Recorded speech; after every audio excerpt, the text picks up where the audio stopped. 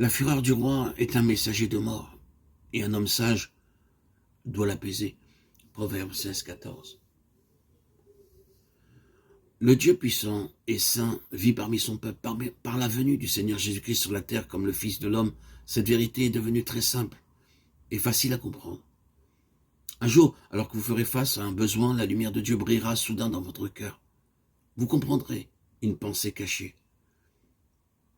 Et vous vous en servirez pour répondre à la question présentée. Dieu nous donnera la réponse au moment du besoin. Le roi décréta que si les sages de Babylone ne découvraient pas le songe et son explication, ils mourraient.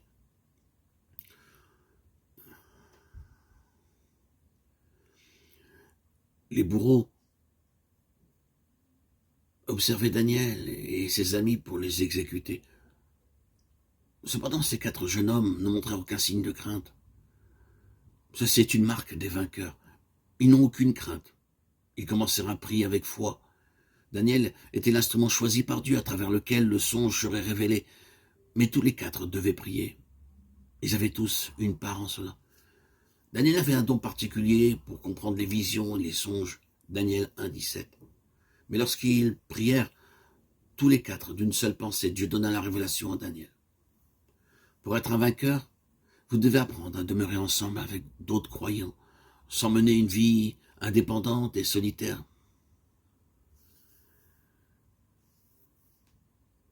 Beaucoup de personnes étaient réunies et priaient. Acte 12. Pour la question spirituelle, nos fardeaux doivent être portés ensemble. Nous devrions partager nos fardeaux et les décharger ensemble sur le Seigneur.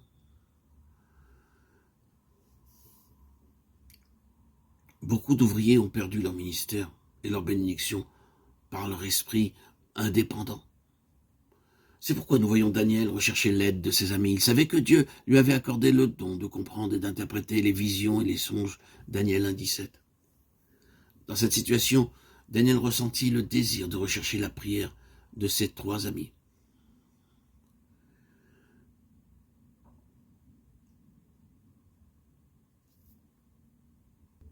Ils prièrent tous ensemble. Et ils étaient partenaires dans ce ministère.